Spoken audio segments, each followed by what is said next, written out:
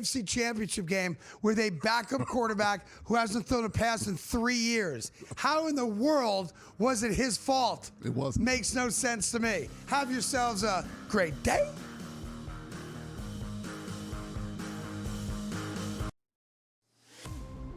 They have by far the highest ceiling out of any team in the league. Elite talent, NBA shot making, versatility, and the best coach in the league in John Shire. They can beat you in multiple ways. Half court, full court, running gun, walk it up. And they out-execute you, maybe except for that game versus Texas Tech. College basketball today, only on SportsGrid. When did we become, so bitter that we can't accept another man's apology? We make mistakes all the time. And as a grown man, you have to say, I'm sorry every once in a while. And it's okay to say that. And the apology, I think, should be accepted. And in this case, I'm accepting it. The Craig Carton Show, only on SportsGrid. The Chicago Blackhawks of the National Hockey League are now official partners with Kalshi. It takes effect this week. Each side can use the other's intellectual property for co-marketing purposes, and Kalshi will be promoted during home games at the United Center and on Blackhawks broadcasts. First of its kind, certainly probably not the last as well. Newswire, only on SportsGrid. Arvel Reese at 8%. I got to tell you right now, I have no idea who that is if they're playing a Joe Bowman show. Yeah, that's going to be interesting Who is that? here, but I have no idea. You even know? But no idea. But don't you have to pick the Heisman winner, Donnie? Isn't that like the rule of thumb if you're going to take a quarterback? Is he not the best quarterback? The Early Line, only on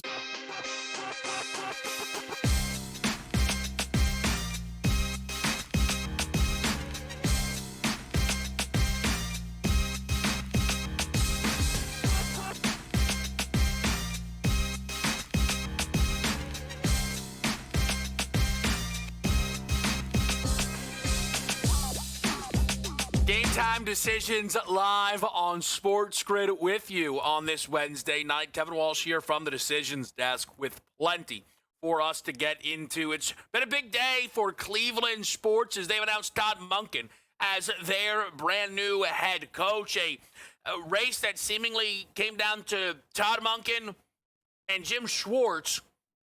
Jim Schwartz, who's currently the defensive coordinator in Cleveland, who the Browns are desperate to keep in the building, and Schwartz, who seemingly now has no interest in being there anymore. Something that we are going to get into with Matt Fontana a little bit later on this hour, and just his perception on how the people in Cleveland feel about Monken, Schwartz, and maybe what this means for Myles Garrett. I don't think it means nothing. Not just a relevant day, though, for Cleveland in terms of hiring a new head coach for the Browns. LeBron James is back in town. I think Lakers-Cavs is the biggest game on the slate tonight. Gets primetime billing on ESPN. Cleveland, a 3.5-point favorite. And truly, whenever LeBron is back in Cleveland, it feels like a bigger deal. This time, though, it comes with a little bit of extra. It comes not too far removed from some reporting around LeBron's relationship with the Lakers, Jeannie Buss specifically. It comes not too far removed from LeBron's agent, who does a podcast now with Max Kellerman, Rich Paul, talking about trading Austin Reeves. I know people didn't like it. I understand why. I'm not sure he was all that wrong. And now we're here on the day of the game, and David McMenamin of ESPN has talked about Cleveland's openness to a LeBron return next season. So it's possible that LeBron is set to play his final game as a road player in Cleveland. I guess maybe you could dream big that the Lakers and the Cavs are going to meet in the finals this year, though that would be quite the upset. There's just a lot of smoke around this LeBron-Lakers situation. We've talked about it quite a bit here. That, though, isn't the only intrigue in this basketball game. A Cavs team who last year was comfortably the number 1 seed in the Eastern Conference is working on a little bit of a win streak, trying to get back their status as one of the best in this conference. They just got some tough news, though, that Evan Mobley is going to be down for at least a week, if not a month, with a brand new injury, and they're already missing Darius Garland. And for the Lakers, LeBron not the only story. Luka Doncic looks to be turning a bit of a corner. You could quite comfortably argue over the last week of hoop, no one has been playing better ball than Luka, who not irrelevantly holds the second best price in an MVP market that still feels more up for grabs than the numbers presently suggest, as Oklahoma City is, again, due to expectations, giving us the least impressive 38-10 start to a season we've really ever seen. Other spots in the NBA tonight that we will cover. You have the Knicks in Toronto, where there's some key injury absences that could be impacting the player prop market. Steph Curry looking for a big game in Utah, as the Warriors are sizable favorites against this tanking Jazz group. And then late night, the second part of the ESPN primetime slate, it's the Rockets, it's the Spurs. It is a number that is being pushed back towards Houston, though clearly San Antonio and Victor Wembanyama getting plenty of respect in the market. You may want to bet on the ice tonight. I know typically the fellas in the back love getting involved with the NHL slate. I think yesterday they were maybe a little hard done on some of those results, including needing a point from a player on a team that scored 7 goals and not getting it. You won't see that very often. You will not see that very often. It is a lighter slate tonight of NHL action. You've got the Rangers and the Islanders going head-to-head, and then you do have the Avs in action as road favorites against Ottawa. The college basketball board, though, continues to churn 3 teams from the latest AP Top 25 in action. Newly, freshly ranked once again, St. John's is a double-digit favorite against the Butler Bulldogs. TCU is a home dog to number 10 Houston, who dropped a little bit in the latest poll due to a loss at Texas Tech over the weekend. And then my preseason pick to win the national championship, the Florida Gators, who have provided some very impressive wins, some gutty losses, and some absolute head-scratchers, including their most recent game where they couldn't crack 70 at home against Auburn and lost by 9. I don't know. Florida's got a high ceiling, but the tournament is about consistency, and the Gators right now are not flashing a lot of that. They are sizable favorites tonight still at South Carolina. And this is one of those nights, I'm sure many of you who look to bet the college hoops board probably just say, okay, best games will be inside the top 25. Not necessarily. There's some good basketball in the major conferences that don't rely on ranked teams. You've got Cincinnati and Baylor in the Big 12. Iowa is a almost 10-point favorite at home against USC. Couple of good games in the SEC. Georgia, no longer ranked, at home against Tennessee, who maybe feels like they should be in that mix after a win at Alabama over the weekend. Auburn at home against Texas. And if you're looking for a little late-night action, you do have Oregon and UCLA. The Bruins trying to work back towards getting ranked, as they did upset Purdue not too long ago. Purdue, though, all of a sudden, a little vulnerable to the upset, as that team lost their 3rd straight game yesterday to Indiana. I don't want to talk about yesterday's slate. I don't want to talk about Michigan, Nebraska. I do not want to talk about Michigan, Nebraska. Folks, I'd argue it's worse than the Zach Benson point loss. I think I'd win the argument. I'm not sure, but I think I would. And I just threw myself off. I feel like we were having a strong open. Oh, by the way, a lot of people said Kev really courageous last night You were willing to have dessert if the Sixers lost to the Bucks. Guys, I'm going to come clean, okay? I'm going to come clean right now. A 17-point win for the 76ers and half a nothing bunt cake for your guy. Hey, listen, someone has to step up to the podium, and I'm just not scared to be that guy. We, of course, will continue to track the latest Super Bowl movement here, though we are settling in right now. This number is still 4.5 on the side, 45.5 with some 46 primarily on this total. So we will keep eyes on that movement. And speaking of movement, maybe the biggest story of the day, though, if you want to push back, I think you could do so easily. More, hey, Giannis might leave Milwaukee stuff. And you know what's so interesting, as Shams Charania, who has been on the Giannis is going to leave Milwaukee beat for quite some time, eventually it was going to come in, right? The issue is the timing.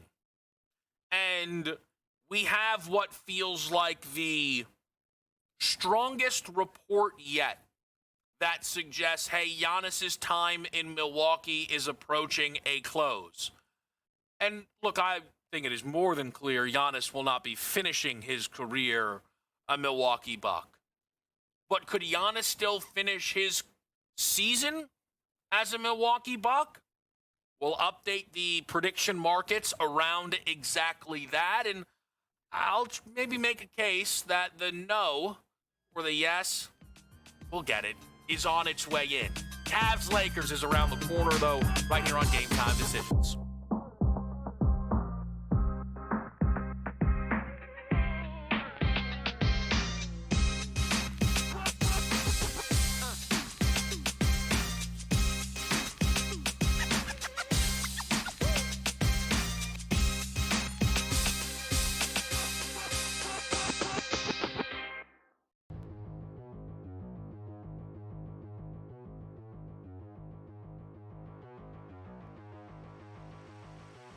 Well, if you check the FanDuel Sportsbook immediately after the Mets traded for Freddie Peralta, you will find that in the National League East, the New York Mets are plus 160 on the FanDuel Sportsbook to win the East. That's followed by the Philadelphia Phillies at plus 200, and the Atlanta Braves are right there as well. And then, of course, you have the Marlins and then the Nationals after that. The Mets are favored to win the NL East. Buy or sell. The Mets, George, will win the National League East this season. Buy or sell. So defensively, this team's going to be a nightmare. Pitching, yeah, okay, I like Peralta. I like McClain. But Craig, can McClain go 150, 170, 180 innings? Don't know. We'll see. And they have good depth there. Peterson, Sanger, blah, blah, blah. Everything they go there. Are they going to win it? No.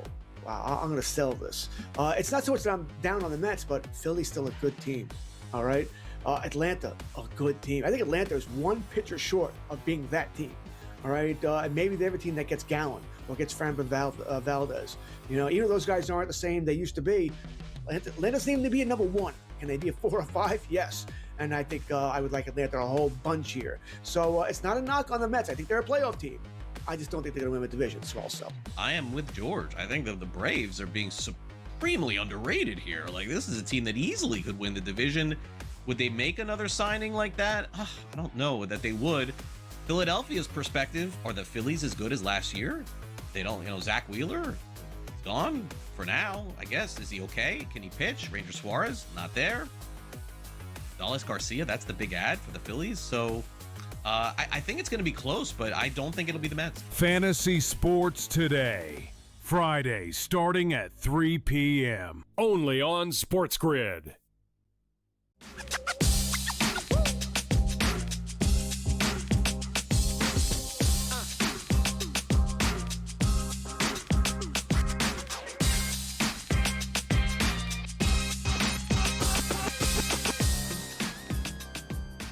Game Time Decisions. We are live on SportsGrid on a Wednesday night. I believe the biggest game on your card tonight is the Cleveland Cavaliers hosting the Los Angeles Lakers.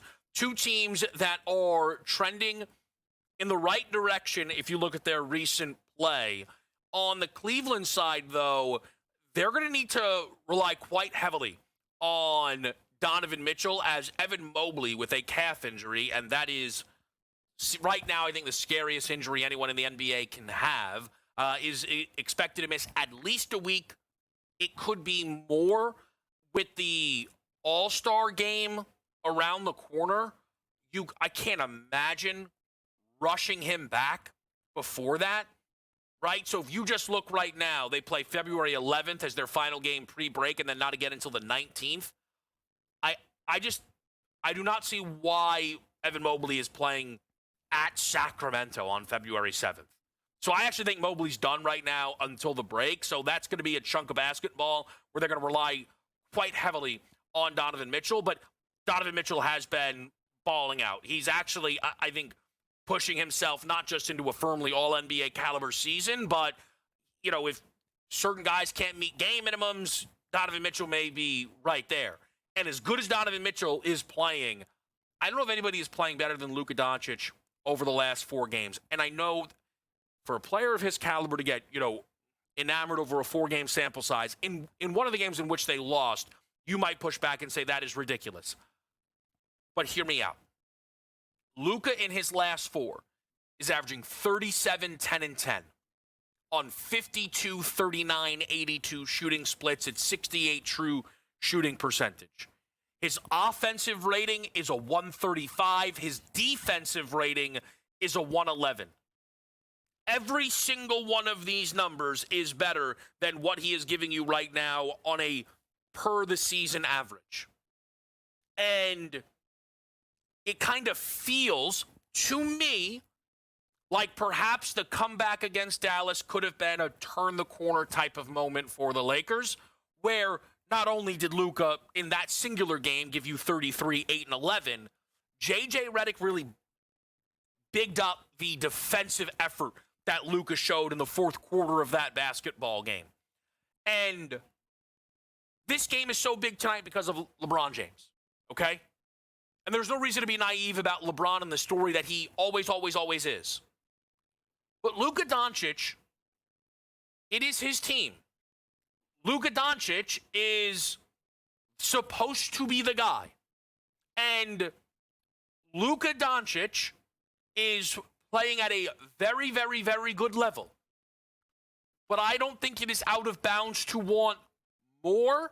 And this is a stretch recently in which we are seeing more. And an MVP race that has SGA sat at minus 400 is one that feels up for grabs. The books have had but no choice to shrink numbers on Cade Cunningham and Jaylen Brown. Even in Anthony Edwards, who's not super healthy, and the Wolves are occasionally sporadic, because Shea's minus 400 numbers is a lot more to do about Jokic and his absence than the season Shea is having. And I am not bagging on Shea, who I think has rightfully earned best player in the world title. It's that the expectations for OKC, not only coming into the season, but after 25 games, was to win 70 of them. And the Oklahoma City Thunder are a team who yesterday beat New Orleans to avoid a 3-game home losing streak where the other losses would have been Indiana and Toronto. It's just not what we expected from the Thunder. I think that is fair. And I think it leaves things open. And the MVP is an award that Luka has felt destined for in his career. And you might say, hey, he's 26, right? He'll get it eventually. That's no guarantee. Because at some point, Wemby's going to win a couple of these, no? I guess if he's ever healthy enough to, be eligible, that's maybe the first hurdle to get over. But if Luka Doncic and this Lakers team can pull off a light upset tonight here in Cleveland, follow it up by no funny business the rest of the East Coast trip. It's at Washington, at Brooklyn, with the game at Madison Square Garden sandwiched in between. They have the chance to February 9th, host OKC and make a statement. Reeves certainly projects to be back by then. It just feels like this 10-1 Luka number could really start to find a valley if they step up tonight the way I think they will, which is why I like the Lakers at plus 3.5. Now, that is, by the way, a classic most unbiased man in the history of sports media segment, because I didn't spend the whole thing talking about LeBron. But let's talk about LeBron. His rebounds plus assist prop makes plenty of sense. It does. He's coming on a bounce-back spot. He's not had at least 13 rebounds plus assists in consecutive games. He didn't have it last game, so that is there. But what is more important is some of the news that we heard in Cleveland's openness to having LeBron back. And I know I have talked a bit about LeBron being dealt. I think I have been proven right to be talking about those conversations over the last 2 weeks or so of Laker/LeBron news, okay? It, though, is seemingly very clear that LeBron won't be going anywhere this season, but it also feels as if LeBron not rushing out this year is perhaps even more of a signal that this isn't going to be his final season, and that he doesn't feel the end is nigh level pressure to get to where he wants to be to write that final chapter. And it feels like when we get to the offseason, we'll be here on this desk breaking down prediction markets that suggest LeBron's next team is Cleveland. And it's certainly something I won't be forgetting. We're going to talk about the rest of the NBA slate after the quick break coming up right here on SportsGrid.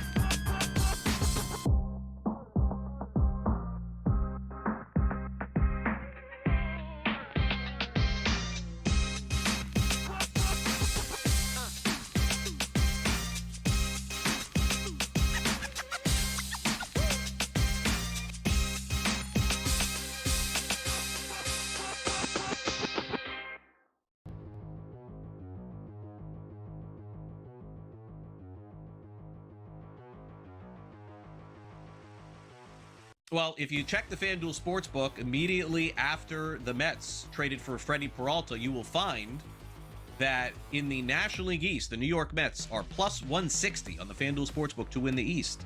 That's followed by the Philadelphia Phillies at plus 200, and the Atlanta Braves are right there as well. And then, of course, you have the Marlins and then the Nationals after that. The Mets are favored to win the NL East. Buy or sell. The Mets, George, will win the National League East this season. Buy or sell. So defensively, this team's going to be a nightmare. Pitching, yeah, okay, I like Peralta. I like McClain. But Craig, can McClain go 150, 170, 180 innings? Don't know. We'll see. And they have good depth there. Peterson, Sanger, blah, blah, blah. Everything they go there. Are they going to win it? No. Wow, I'm going to sell this. It's not so much that I'm down on the Mets, but Philly's still a good team. All right? Atlanta, a good team. I think Atlanta is one pitcher short of being that team.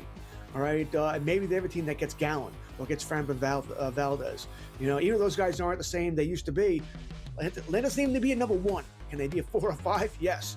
And I think I would like Atlanta a whole bunch here. So it's not a knock on the Mets. I think they're a playoff team. I just don't think they're going to win the division. Small sell. I am with George. I think that the Braves are being supremely underrated here. Like, this is a team that easily could win the division.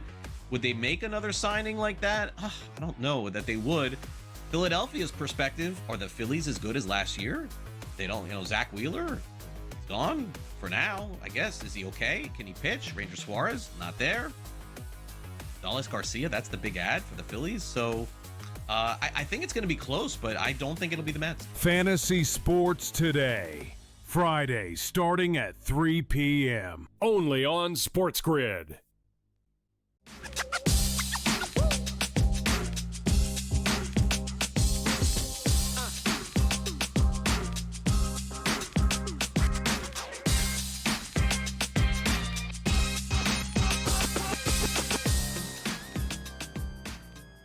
All right, let's put these picks on the board here, best bet style. My favorite spot tonight is the Lakers plus 3.5. Sometimes you have to kind of trust your sides, and I just think this is a Lakers spot. Like, I don't think this team is going to look to let the momentum slip. And I know it's like, hey, like Lakers really, really turning, or Cleveland turning the corner. They kind of have to prove that to me a little bit. Orlando has been a mess since coming back from overseas. Sacramento is atrocious. Cleveland did not cover that game. I understand that winning at Charlotte is a good victory. I'm not going to pretend it is not, but that's still one of the 4 games. I am happy to play the Lakers. Chris, back to the college game. It's interesting because yesterday his Kentucky Wildcats were on card, and maybe that was telling that he didn't get involved at all, that game was going to be a bang under, in which it was a bang under, 80-55, Vanderbilt, Kentucky. But SEC Chris sticks to the name. He's going to play Texas and Auburn over the 154.5. We will certainly be rooting that in. Quick personal story, Michigan and Nebraska, both of these teams are dead to me, as I simply cannot believe that game did not go over yesterday. I do not know truly if I have ever experienced a loss like that. The live total was 182.5, and we did not clear a 156.5 number. I just have not experienced that. I didn't even lose by like 2 or 3. They actually didn't get to 150. And it was just nuts. I don't know. It's just one of those, like, you throw your hands up. And then, like, as I was dealing with that, Oklahoma plus 3.5, final 15 seconds for the first time all game, they're trailing by 4. Hey, you know? And then, whatever, you lay 2 numbers and they both win by 100. It is what it is. It is what it is. Yarnelli, good with these NBA totals, I hear. Likes the under in Raptors Knicks, which is great to see. He's got a 218 number here on this under. I will say in this game, I'll do it in a second. There's a way I'm going to get involved with this game. We'll talk about that momentarily, all right? And then you have got for AJ Tennessee Mooney line on the road at Georgia. All right, so that is going to be his best bet for tonight's slate. So just some other things in the NBA. That Knicks-Raptors spot. Jalen Brunson might miss this game with an illness, though I feel like the numbers are telling us he will miss this game. It makes Karl Anthony Towns incredibly tempting. I was going to bet his over rebounds, but it moved too much.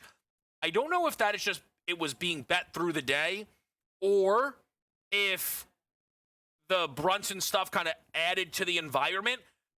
But the reality is Cat's rebounds have nothing to do with Brunson and everything to do with Mitch Rob being out. Cat averages 13.5 rebounds without Mitchell Robinson playing. The last time Robinson was out, Cat grabbed 20 boards against the Warriors, and he's had at least 12 in 9 of 11 games. But I've also noticed a Jalen Johnson bounce back spot, clean and available for this game tonight. So I played Jalen Johnson for 20 and 8. I played Karl Anthony Towns for 18 and 12. So if any of your books are out there, SGP, kind of player profit boost, I think that's a way to get involved. Another player to take a look at tonight is Stephen Curry. Steph Curry has not scored 35 or more points in a Warriors victory since November 14th.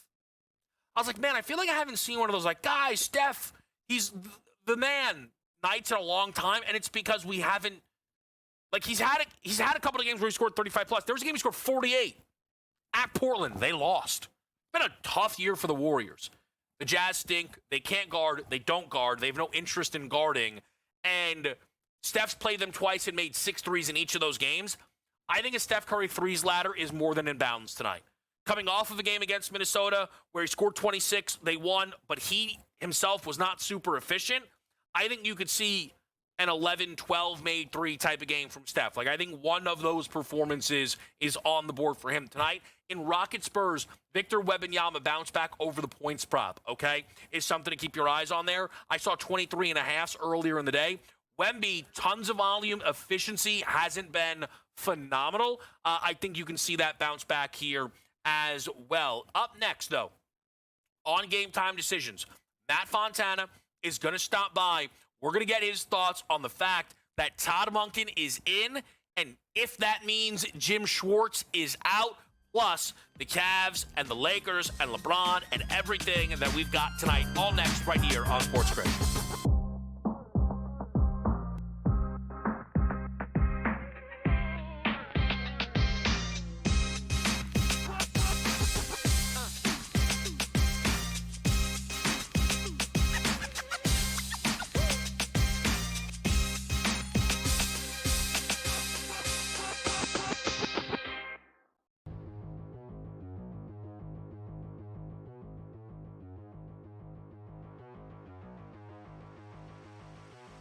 Well, if you check the FanDuel Sportsbook immediately after the Mets traded for Freddie Peralta, you will find that in the National League East, the New York Mets are plus 160 on the FanDuel Sportsbook to win the East.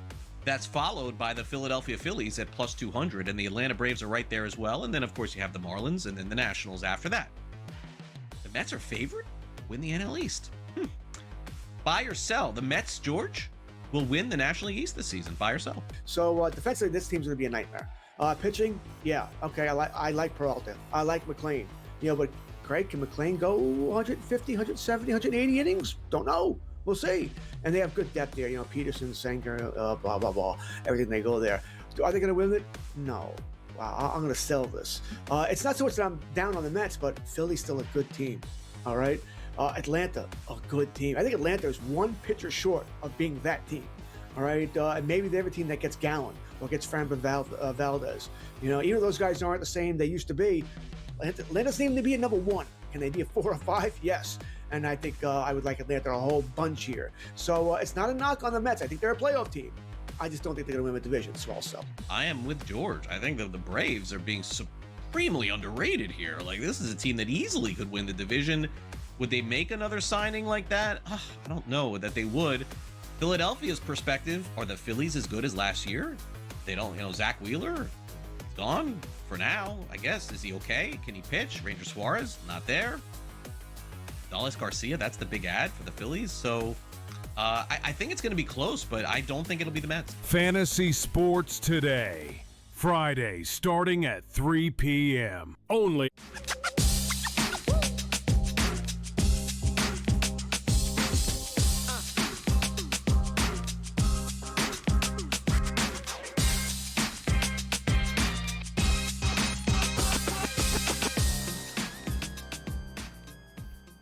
Game time decisions on SportsGrid, and we are now joined by Matt Fontana to talk about Cleveland sports because, Matt, as always, Cleveland sports giving us plenty to sink our teeth into.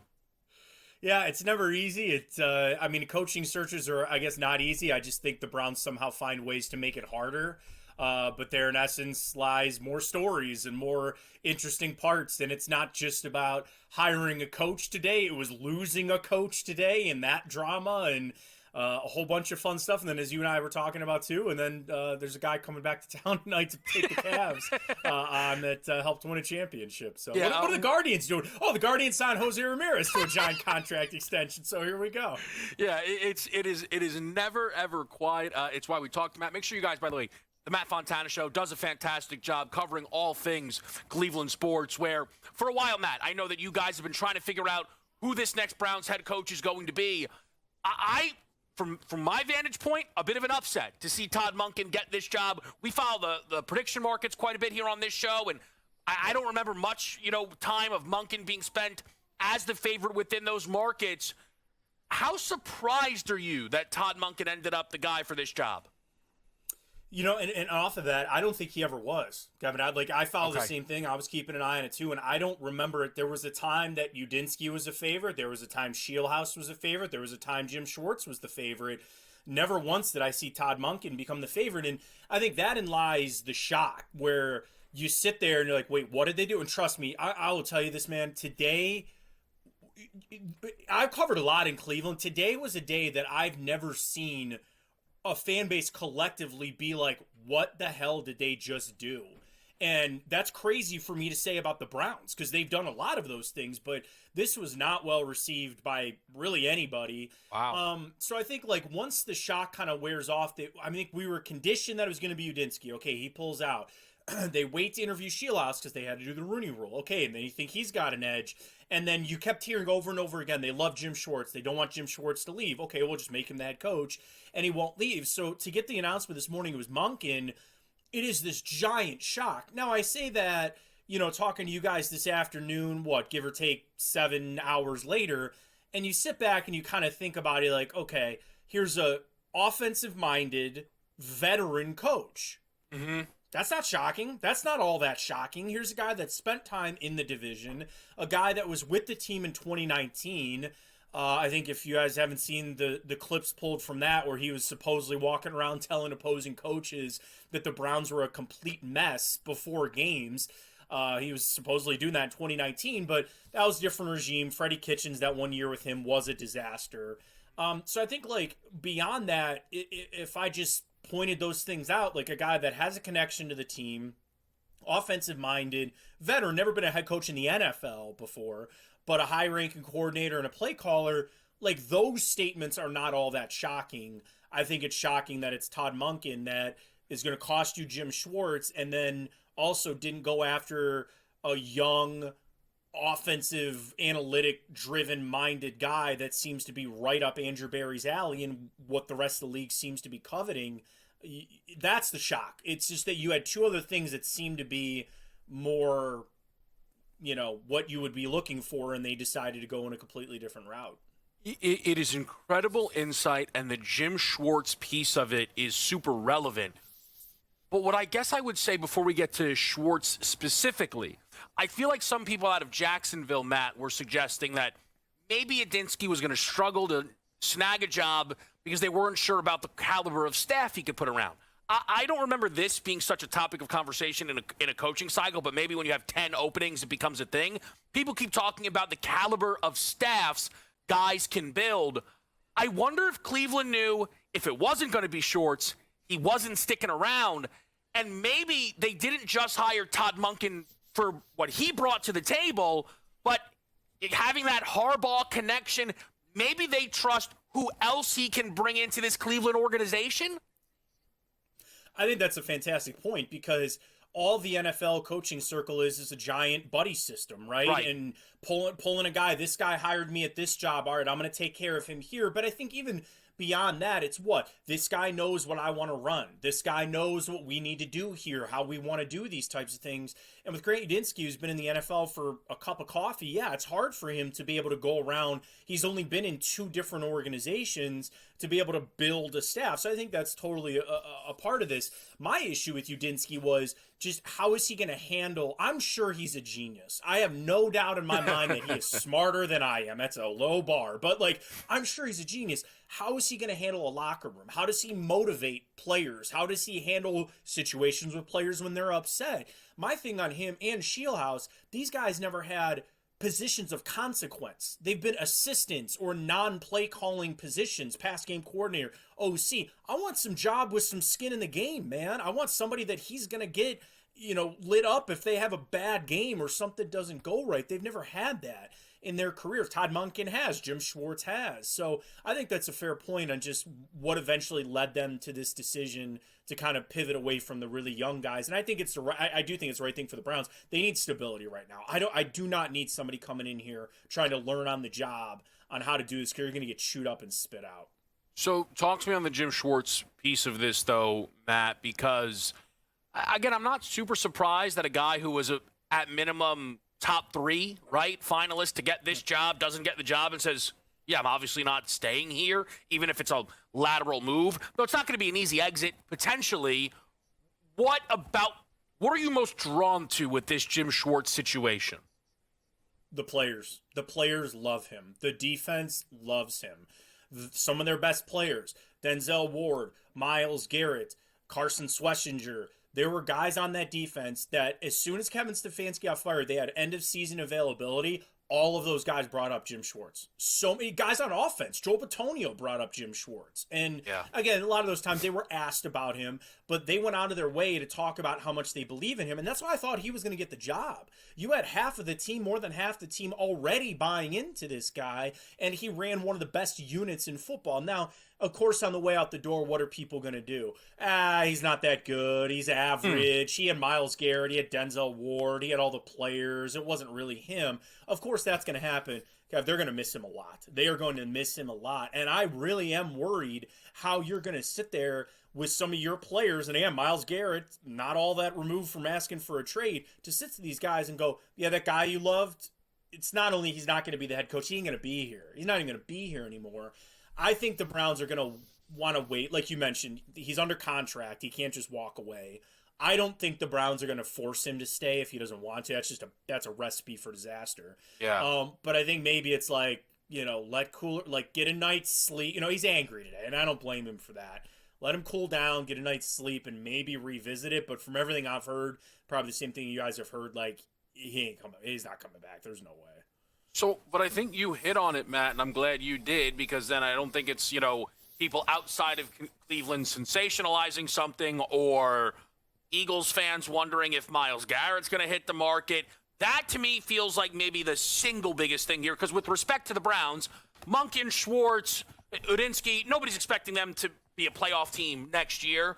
If Myles Garrett hits the open market, that can change this league, right?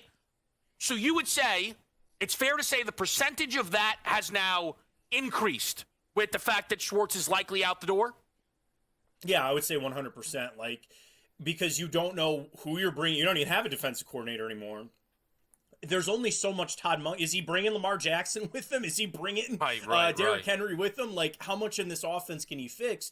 And that was kind of my hesitancy with Shieldhouse and Udinsky. You're right. This is at best another 5-6 win team next year. I needed a veteran guy to be able to handle all that, still come out the other side. That's why I was kind of worried about the other guys. But yeah, you go to Myles Garrett, go to Denzel Ward, and go, the best unit we had, and frankly, the only reason why we won some of these games, he's gone now.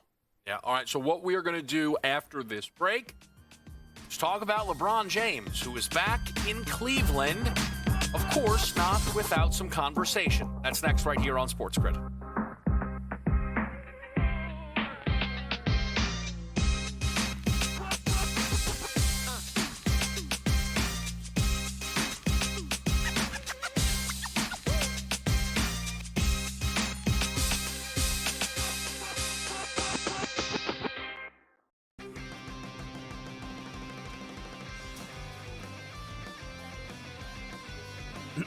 Class is in session. Today, let's talk about the teaser. A teaser is a multi-leg bet where you shift the point spread in your favor. You get better numbers, but every selection has to win. It doesn't matter what you bet if you don't have the insights. Tune into SportsGrid and get ahead of the class. But I remember being 16 in high school, being in my school uniform, long pants and a tie. And I deadlifted 200 kgs, so that's 440 pounds. So, so that was, I actually have a video of it, so it might get leaked somewhere. Someone might be able to find that one. We might need to get that one to B-roll the show with. The Smiley Show, only on SportsGrid. Marshall's a tough environment, though. Marshall's that sneaky road trip, in my opinion, and this has been like a decade long that Marshall's been fire at home and terrible on the road. That's a dangerous road game, but if you look at, there's no return game with Kent State. There's no return game with Akron. Maybe when they go to UMass with Frank Martin being such a good coach, he could really take teams out of their rhythm. But I think there's a case that they could be undefeated in the regular season. In-game live, only on SportsGrid. 57% chance of winning a PGA Tour major. Would I be wrong by saying I want to invest in the no on Scotty Scheffler? And that $100 investment would pay back $213 here. Everybody thinks Scotty's going to win. It's like 100 golfers in those fields each and every week, and the majors, the best golfers in the world. I'm going against the grain, Joe. Give me the no on Scotty Scheffler. Prediction Markets Edge, only on SportsGrid.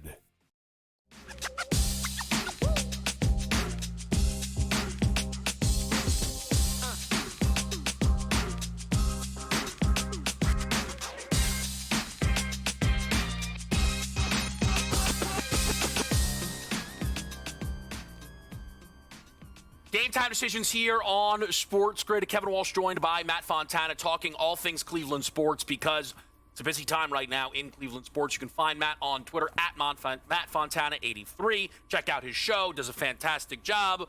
Where a lot of the conversation around the Browns, we're going to get to the Cavs momentarily, has been about their head coaching search. There's been some time, though, spent on their Pro Bowl quarterback. I feel like this is pretty cut and dry, Matt.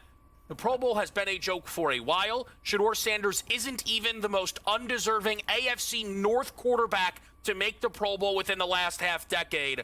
I understand why people are talking about it, but I feel like if we're being logical, this is a reflection of the Pro Bowl, not Shedeur Sanders or anything else? Yeah, I feel bad for the kid because, like, I get that it was a rough go and you want to talk about his play on the field. Sure, that's, like, within his power. It's not his fault they picked him for the Pro Bowl. What's he going to say? No, you know? The Pro Bowl needs the viewers. It's not his fault. It is a joke. It's not an accolade. We've all seen the veteran players, the retired players go, the Pro Bowl used to mean something. Yeah, well, it doesn't. And if you're looking for accolades, look at All Pro. That's really what it is. It's a fan thing, and they need eyes on it. I mean, the ratings have been abysmal for the Pro Bowl. It needs to die. It needs to go away. Come up with something. But I do, like, you know, it's not Shedeur's fault they picked him for the Pro Bowl, you know? Yeah, I agree. I just think and also, it's not like they called him first, right? Like, there are guys who are injured. It's like, oh, where's Mahomes? There's an easy answer to this, guys. Like, it's not hard. Where's Josh Allen? You think Josh wants to play in this game? Who also, like, I feel like was getting wheeled out of those games. Nevertheless, we shift over to the hoop side where the Cavs play the Lakers in Cleveland, and anytime LeBron goes back to Cleveland, it's a big deal. Though, that is one a little bit different in that LeBron James, I feel like right now, playing for the Lakers next season seems very unlikely. I think LeBron retiring feels more likely than being a Laker. But if he is playing and he's not a Laker, it feels like Cleveland is the obvious favorite. David McMenamin of ESPN has said that Cleveland would be open to LeBron playing for them next season.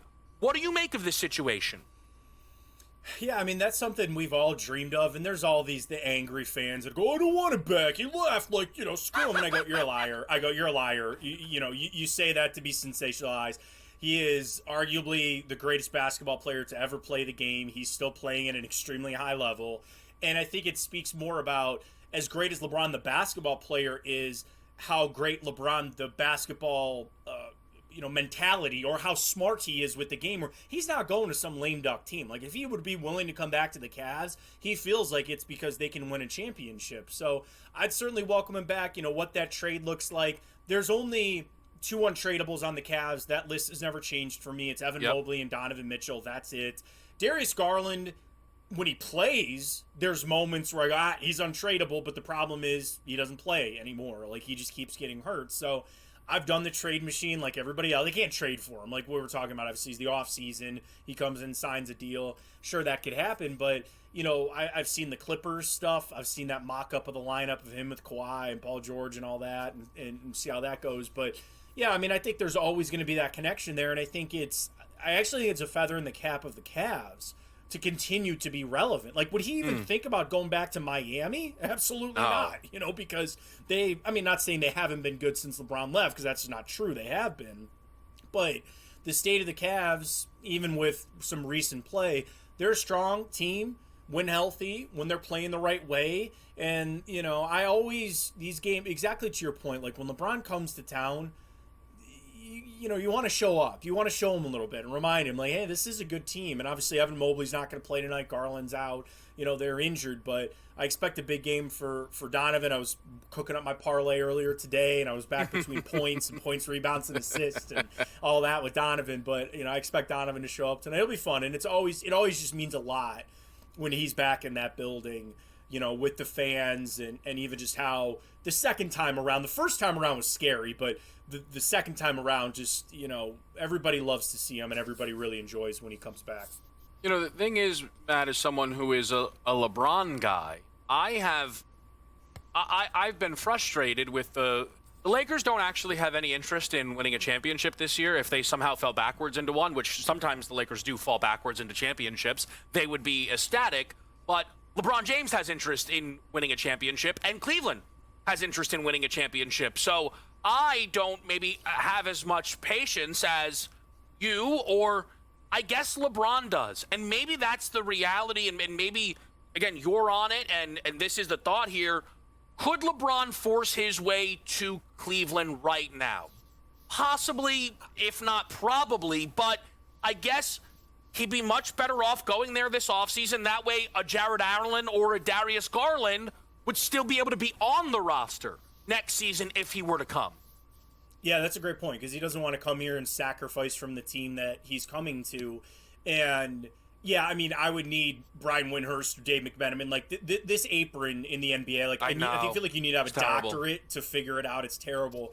And just every trade, like where the Cavs can't aggregate salary to get LeBron or get anybody. Like I ran a lot of trades and I really couldn't find one that worked. So maybe Kobe Altman, I'm assuming Kobe Altman's got a better option to figure that out. But yeah, I think if LeBron said, hey, free agent, I don't need to sign for the max anymore because here's the thing on LeBron.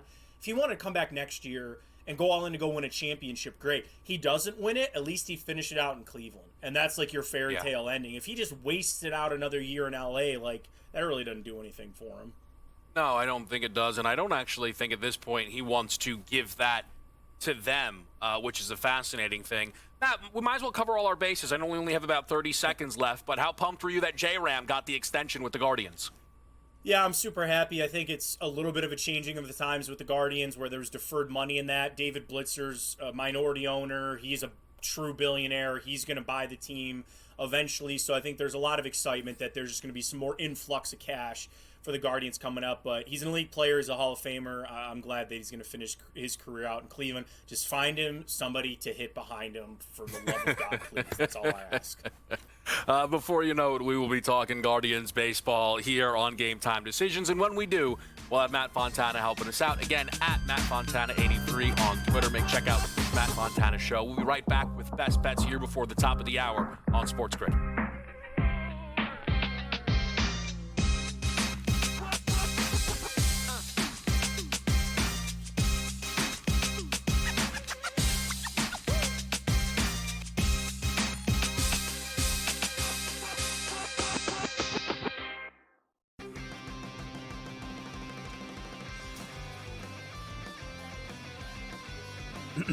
Class is in session. Today, let's talk about the teaser.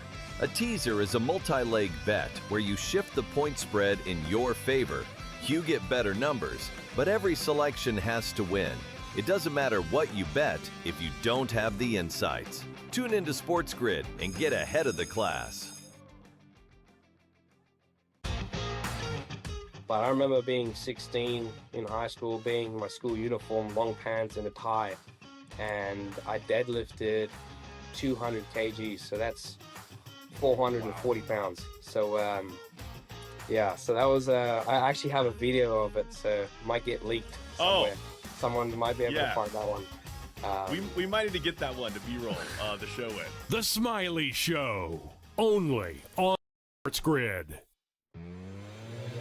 Marshall's a tough environment, though. Marshall's that sneaky road trip, in my opinion, and this has been like a decade long that Marshall's been fire at home and terrible on the road. That's a dangerous road game, but if you look at, there's no return game with Kent State. There's no return game with Akron. Maybe when they go to UMass with Frank Martin being such a good coach, he could really take teams out of their rhythm. But I think there's a case that they could be undefeated in the regular season. In-game live, only on SportsGrid. 57% chance of winning a PGA Tour major.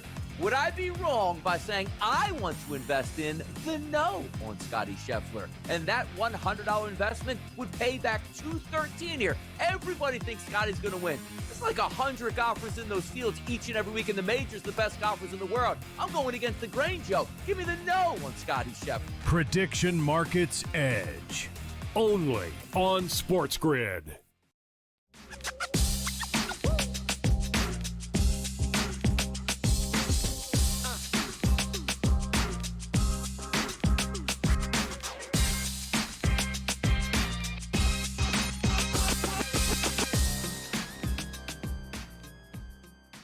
All right, back with you right here on SportsGrid. College basketball board is underway in the Big 12. Cincinnati and Baylor still to come.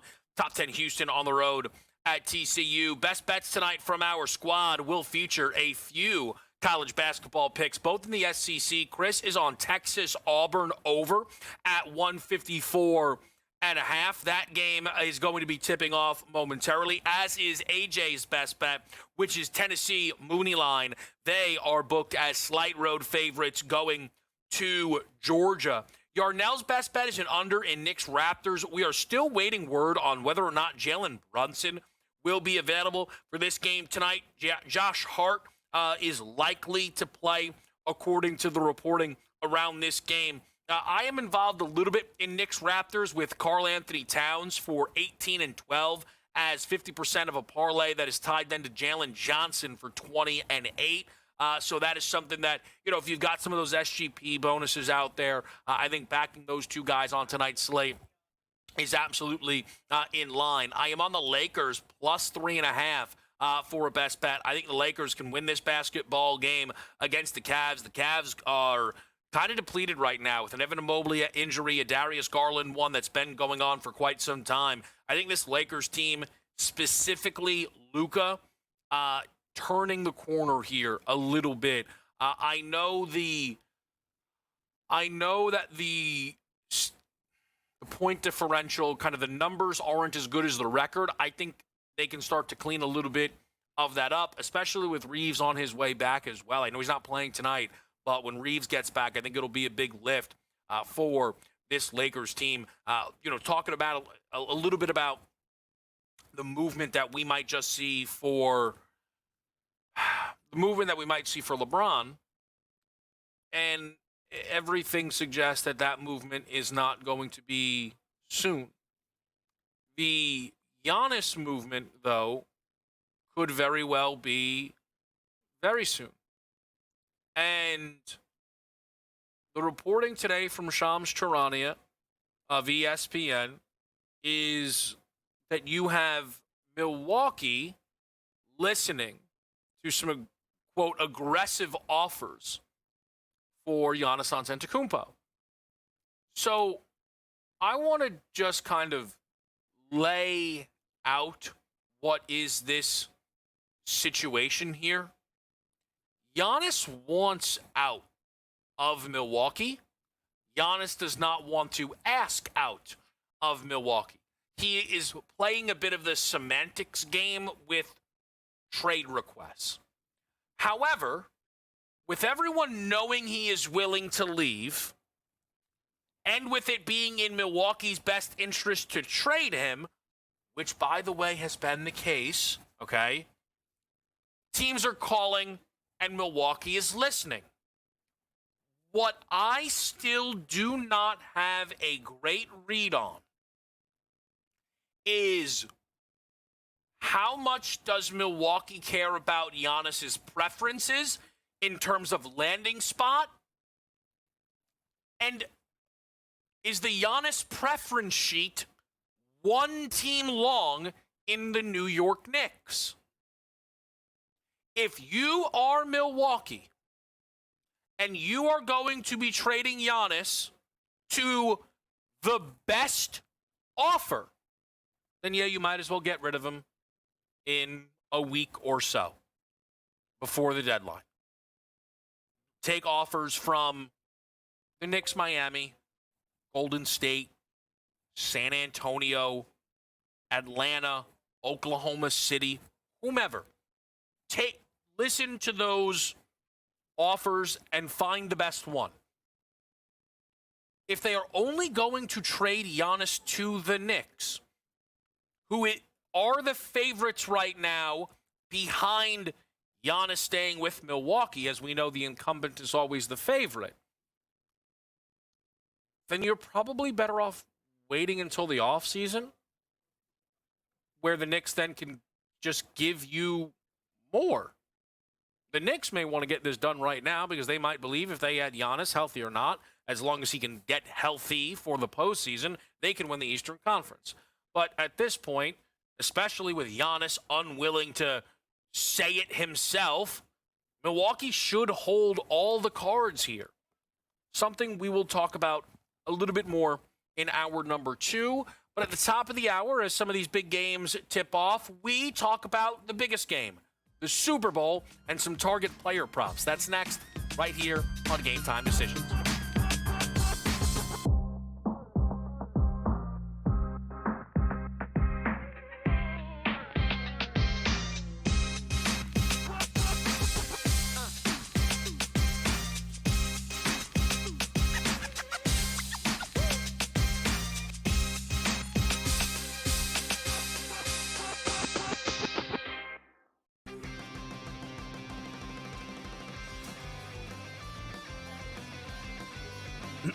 Class is in session.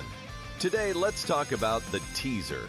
A teaser is a multi-leg bet where you shift the point spread in your favor. You get better numbers, but every selection has to win. It doesn't matter what you bet if you don't have the insights. Tune into SportsGrid and get ahead of the class. But I remember being 16 in high school, being in my school uniform, long pants and a tie, and I deadlifted 200 kgs, so that's 440 pounds. So yeah, so that was I actually have a video of it, so it might get leaked somewhere. Someone might be able to find that one. We might need to get that one to B-roll the show in. The Smiley Show, only on SportsGrid.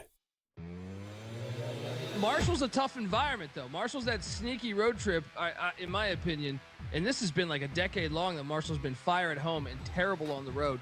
That's a dangerous road game, but if you look at, there's no return game with Kent State. There's no return game with Akron.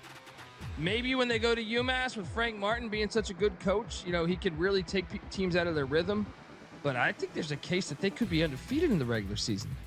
In-game live, only on SportsGrid. 57% chance of winning a PGA Tour major. Would I be wrong by saying I want to invest in the no on Scotty Scheffler? And that $100 investment would pay back $213 here. Everybody thinks Scotty's going to win. It's like 100 golfers in those fields each and every week in the majors, the best golfers in the world. I'm going against the grain, Joe. Give me the no on Scotty Scheffler. Prediction Markets Edge, only on SportsGrid.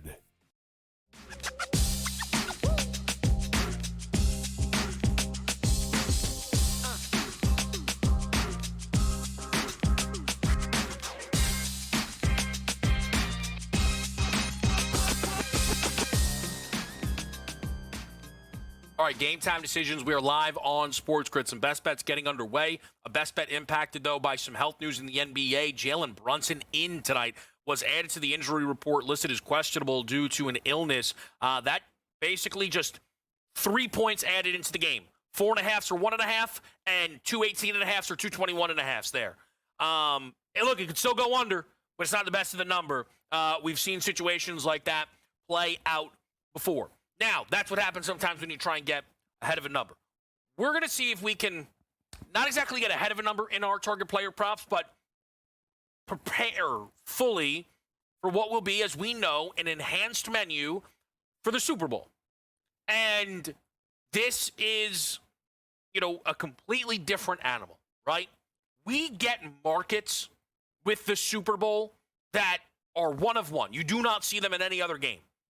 And with it being the Super Bowl, I know that we know all of the normal numbers are out, right? Even some of the, you know, the longest reception props, these are out, right? I think we're going to talk to Tom Vecchio. Tom Vecchio has added long reception props to his card, right? So, like, these numbers are out and available. But some of them are not, and some of them are Super Bowl only. So let's put these quarterbacks in the line of sight. One prop we typically see in the Super Bowl is which QB will have a higher passer rating. It's, you know, with passer rating being a calculation, right? QBR isn't, we don't necessarily know how to implement that. They will offer who is going to have a higher passer rating.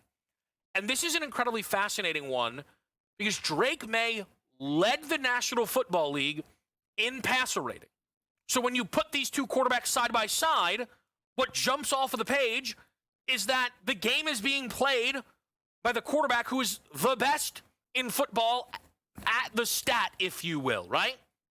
Sam Darnold actually had a moment where his passer rating was absolutely phenomenal, but kind of an under-discussed storyline is Sam Darnold didn't really do anything for the final month and a half of the NFL season, and he finished all in all 11th in passer rating. In the wins, okay, you see the Darnold number go up a bit, the Drake May number outrageous. But the playoff gap is also absolutely worth acknowledging. because Darnold, yes, in 2 games, has been pretty much flawless and has been, 110 plus in each. Drake May, and we talked about this yesterday with Adam Kaufman, like the Pats fans being proud that they played a hard defensive schedule when the offense has been bad is a weird flex because the offense has been bad. Drake May is at an 84 passer rating right now. What these defenses allow is certainly relevant in, trying to figure out what the market could look like. But I think all in all, the difference maker here could just be Seattle's the favorite. And Drake May in losses is a near 40-point gap in his passer rating. Not only has the Super Bowl stuff been bad, the game against Buffalo was atrocious, their most recent loss. And that was the only other playoff team that they played since, oh my gosh, September? What in the world is this schedule, man? Is that real? I think it is. What a schedule. I'm talking about in the regular season. So you might see, it would kind of be if James Cook was in the Super Bowl and not the favorite to lead the game in rushing. It's like the rushing crown leader is not the favorite to lead the game in rushing. That could very well be what we have here. And I think it could absolutely force some value on May because of those final 6 or so games that we saw from Darnold where Seattle was still winning every single game, but he wasn't doing much of anything. Let's take the quarterbacks into the pass catchers. A number that I know we will see is total players with a reception, okay? And they will offer usually 3 levels of this for the game and then for each team individually, okay? So let's just start with the New England side. 11 different Patriots have caught a pass so far this postseason. 9 against the Chargers, 11 guys targeted. Only 7 against the Texans with 8 targeted, and then that fake game against Denver where 4 guys caught a pass and 6 were targeted.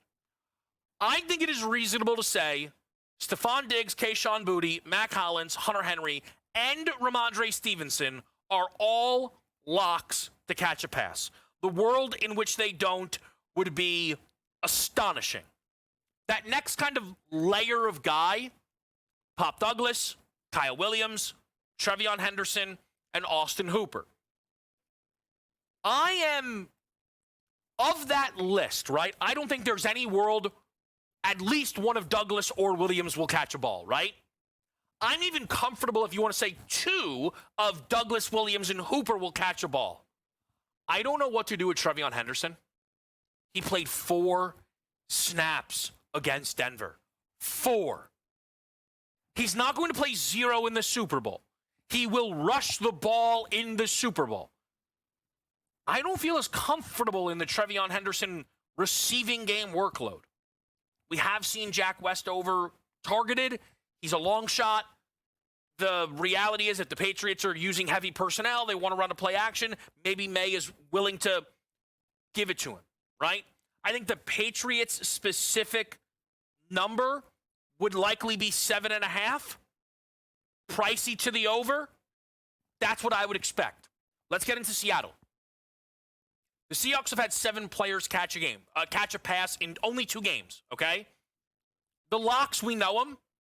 It's JSN, it's Ken Walker, it's Cooper Kupp, it's A.J. Barner.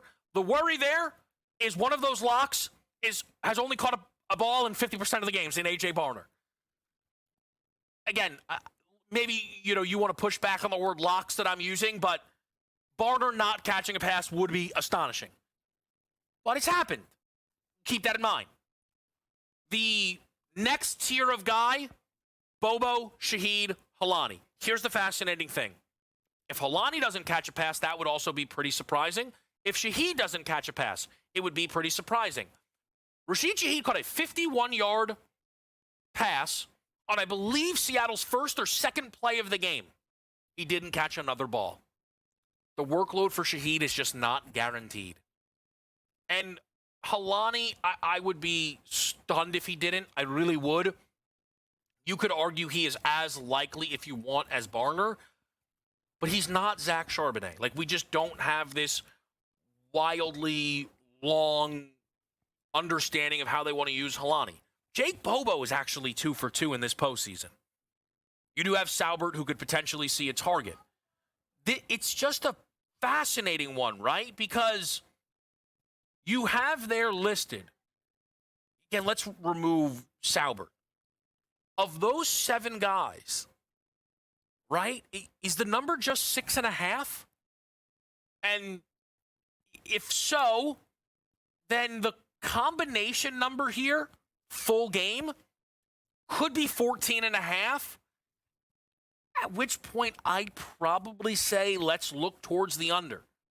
Maybe they post a 13.5. Maybe then we take a look at an over. But this is one of those props that will be graded, or it will be tight. Just know getting into it, you will probably be hooked either direction on a bet like this. But I think 14.5 leaves you that breathing room, and it's something to target. We'll talk some more about these. We're going to get Tom Vecchio in the mix, talk some rushing angles as well. Next, right here on Game Time Decisions.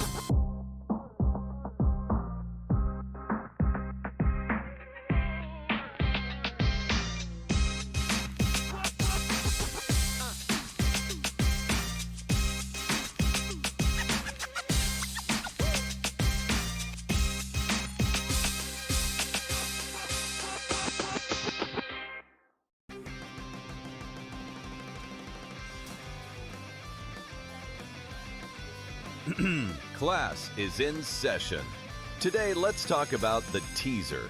A teaser is a multi-leg bet where you shift the point spread in your favor.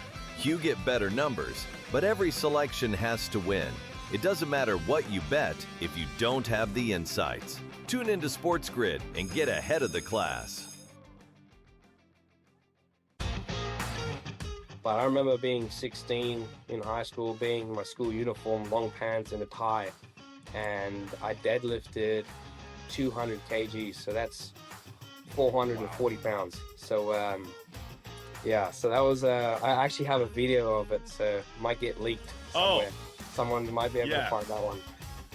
We might need to get that one to B-roll the show with. The Smiley Show, only on SportsGrid. Marshall's a tough environment, though. Marshall's that sneaky road trip, in my opinion, and this has been like a decade long that Marshall's been fire at home and terrible on the road. That's a dangerous road game, but if you look at, there's no return game with Kent State. There's no return game with Akron. Maybe when they go to UMass with Frank Martin being such a good coach, he could really take teams out of their rhythm. But I think there's a case that they could be undefeated in the regular season. In-game live, only on SportsGrid.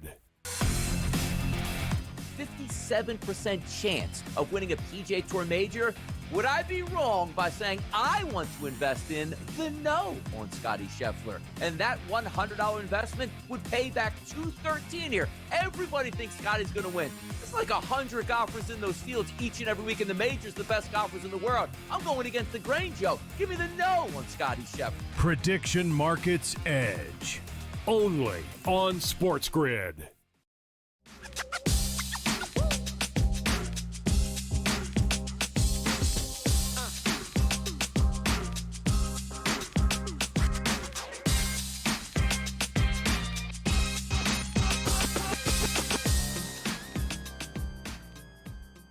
Game Time Decisions live on SportsGrid, joined by our guy, Tom Vecchio, my potential co-commissioner in a dynasty league I'm dying to start.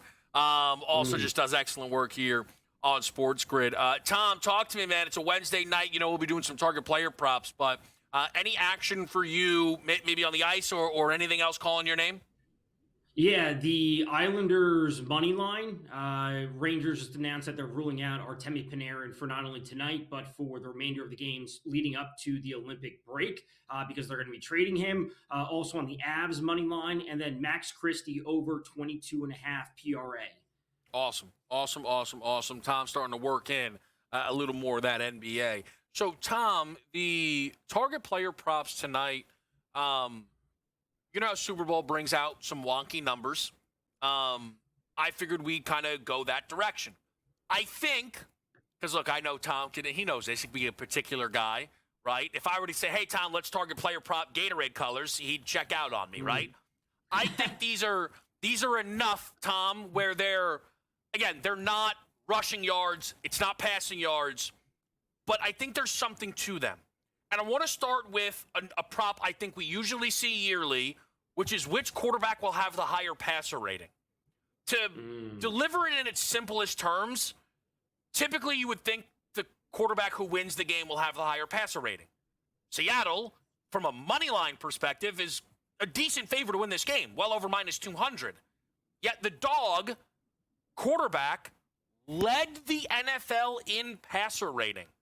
So if you were the books, right, because these numbers are truly not out yet, are you leaning more to Darnold just had 2 great games, they're the favorite, or the fact that Drake May literally led the NFL in this category during the regular season?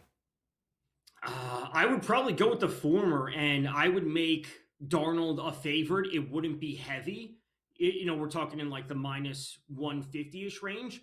But Drake May's coming off of 3 straight games where he's under 60% completion. He's coming off a game where he's under 50%. He's fumbling the ball. He's throwing some picks. Now, granted, one of those picks was like the Hail Mary at the end of the half, but blah, blah, blah. But still, those things count into it. So I would put Darnold, but like Darnold minus 150 and Drake May at plus 130. So I think you are probably on it. I do. I think Darnold is going to get priced as the favorite. Here's what I'm struggling with. I know Seattle can win with Darnold not playing a great game, right? Mm-hmm. Now, you could push back and say some of those performances weren't against teams of New England's caliber, and I think that is fair, but they can win without Darnold having 100-plus passer rating. I don't know if New England can lose with Drake May having a great game. So, you know what I mean, Tom? Like, I wonder if Drake May has 100-plus passer rating. Like, so far this season, that has just meant New England wins the football game, right? So, I wonder how, we know they're correlated, but are they so correlated, the market may actually just not be worth it? That's a good question, and obviously comes down to what the odds are. So you're saying if Drake May goes for 100-plus passer rating, the Pats win that game.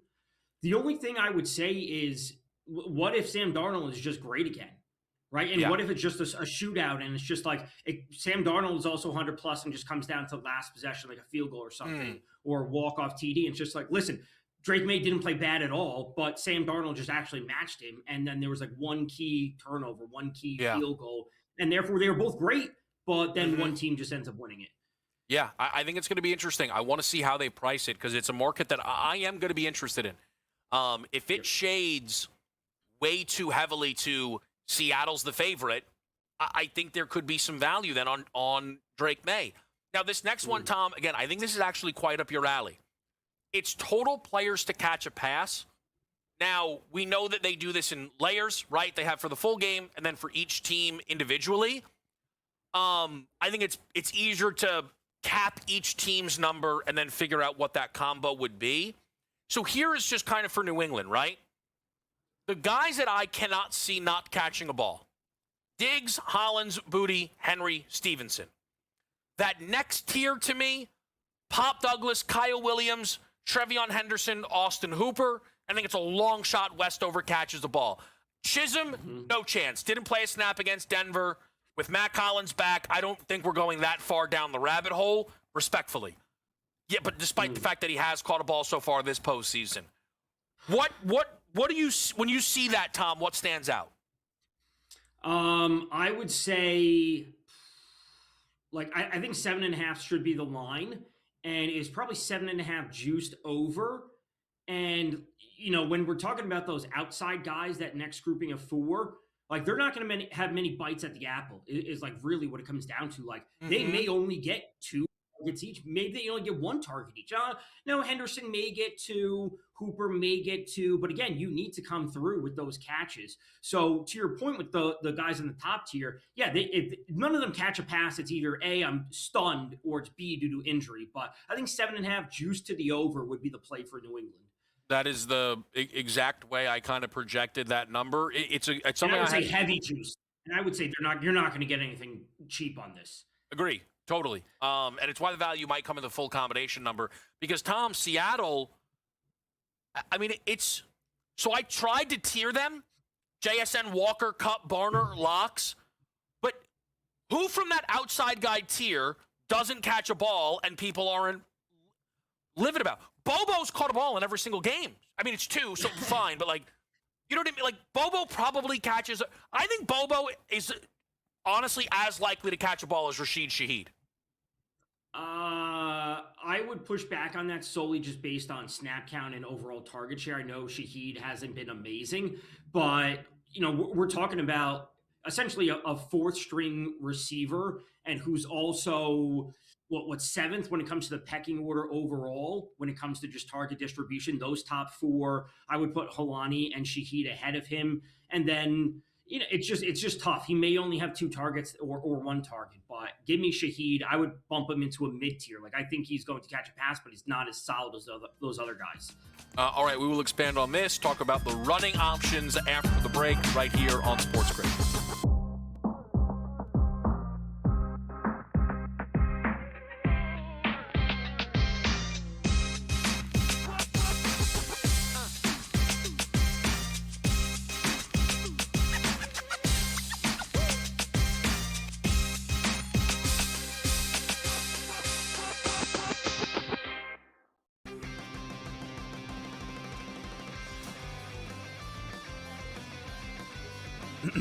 Class is in session. Today, let's talk about the teaser. A teaser is a multi-leg bet where you shift the point spread in your favor. You get better numbers, but every selection has to win. It doesn't matter what you bet if you don't have the insights. Tune into SportsGrid and get ahead of the class. But I remember being 16 in high school, being in my school uniform, long pants and a tie, and I deadlifted 200 kgs, so that's 440 pounds. So yeah, so that was I actually have a video of it, so it might get leaked somewhere. Someone might be able to find that one. We might need to get that one to B-roll the show in. The Smiley Show, only on SportsGrid. Marshall's a tough environment, though. Marshall's that sneaky road trip, in my opinion, and this has been like a decade long that Marshall's been fire at home and terrible on the road. That's a dangerous road game, but if you look at, there's no return game with Kent State. There's no return game with Akron.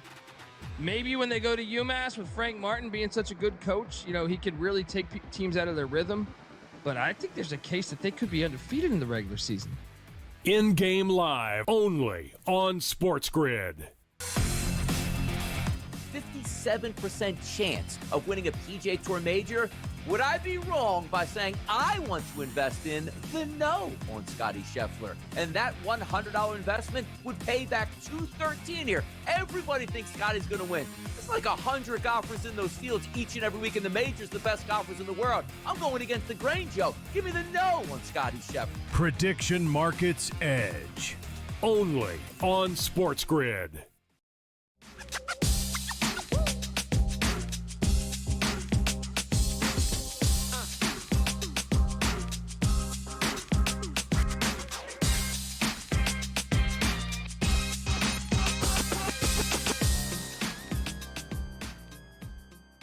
Quick live update. We'll expand on this momentarily. The Lakers right now are on a 12-0 run, but more importantly, Luka went to the locker room.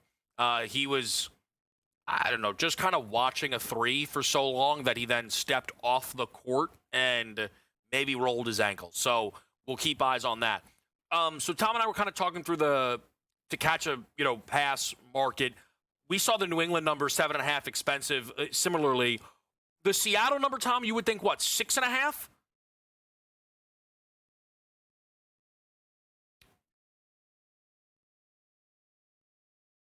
next grouping, I'm a little more personally confident in Rashid Shaheed. I already played a couple of his props, over 21.5 for receiving yards and then over 14.5 for his longest reception. I legitimately think he can cash both of those on just one catch. Like, it's going to be the double dip, and you could be through that on the first play like they did, last week. I think this combined number, though, Tom, gets to 14.5, and I'll have some interest in the under, depending on the juice. But I think that's what the total players in the game to catch a ball number will be, is 14.5. Right. So the comparison I would make is like, when we get to the NBA postseason, like teams run like 7-man rotations, 8-man, at maybe 8-man. Sometimes like the 8th guy comes in for like 8 minutes total, 9 minutes. And then because they just condense things. So, like the argument would be like, if Seattle loses the game, reporter asked, McDaniel after, it's like, what are we doing? Like, why does JSN have 4 targets? Why'd you give more to Rashid Shaheed? Why'd you give more to Jake Bobo? It's like, well, no, you got to give 12 to JSN. Like, you have to give more to Ken Walker.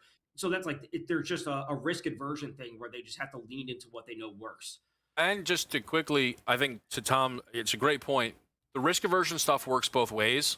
So it's, oh my gosh, it's the Super Bowl, let's not involve everyone. And then there's the, we're leading by so much, we're not going to do anything crazy. Each of these teams, Tom, have had a game where only 4 guys caught a ball this postseason, right? So it's going to be interesting. So I went through the rushing, right? Total players to attempt to rush. The Seattle number, Walker, Darnold, Halani, Shaheed, and then Barner is their tush-push guy. So, like, I don't know what they do. Like, is that number 4.5? No. That feels crazy. But is it? Yeah. But Tom, what is that? Is it because 3.5 also feels equally as silly? Like, Shaheed is getting a rush attempt. I mean, it's silly from a game plan perspective, but it wouldn't be silly depending on where the odds were. If it was 3.5 minus 200. You would say, it's going over. But if it was 4.5 and it was just minus 200 to the under, you'd be like, it's 4.5. Like 5 different players getting a rush attempt would be surprising, but I'm not going to bet on that because, again, like Barner in there would not shock me. But again, they just shouldn't have that many players involved. And the same thing can be said about the Pats. So the Pats number 3. It's 3 players, but I don't know where a 4th comes from. So I was trying to go through the regular season. Pop Douglas has had some trick plays. Kyle Williams has had like 2. So just kind of the ideas like Super Bowl. Here's the other thing that like does happen sometimes. I don't remember vividly. I need to like go back and fully check it. I might have already had won the bet, but I think I got a Kenny Pickett rush attempt last year, Tom, on a kneel down. So the only I would say that would help, or what we saw with the Puka play at Carolina, a screen pass, but it's it's graded as a run, but it's a great point. Pass. That's a really good point because let's be honest, Tom. They grade those things willy-nilly, right? Like it could be you could be watching the game, you're like that was a catch, and just somehow it's like nope, Stephon Diggs ran it for 6 yards. Yeah. It's possible. So like a player, like you could back into a win, like which obviously you would want to handicap to know that you are on the right path to begin with, but there are outs, so to speak. Is the combo number 6.5? If they do one heavily juiced to the over. Heavily juiced to the over. Because is 7.5. So would they do 7.5? Heavily juiced under? Probably. But it's like 7.5. Like there's still a path to get there if you get lucky, so to speak. Because I do feel a little bit, Tom, with the Super Bowl is if they hang 6.5s minus 220s, because it's the Super Bowl and people are looking for stuff like that, they might get smashed. And people are like, no, this is absolutely hitting. I am taking every single, You know what my favorite bet is of the Super Bowl? It's touchback on the first kickoff, but it's like minus 500 or minus 1,000. But if it's a winner, it's a winner, and that's what we're looking for in the Super Bowl. Great stuff from Tom Vecchio. We'll be right back.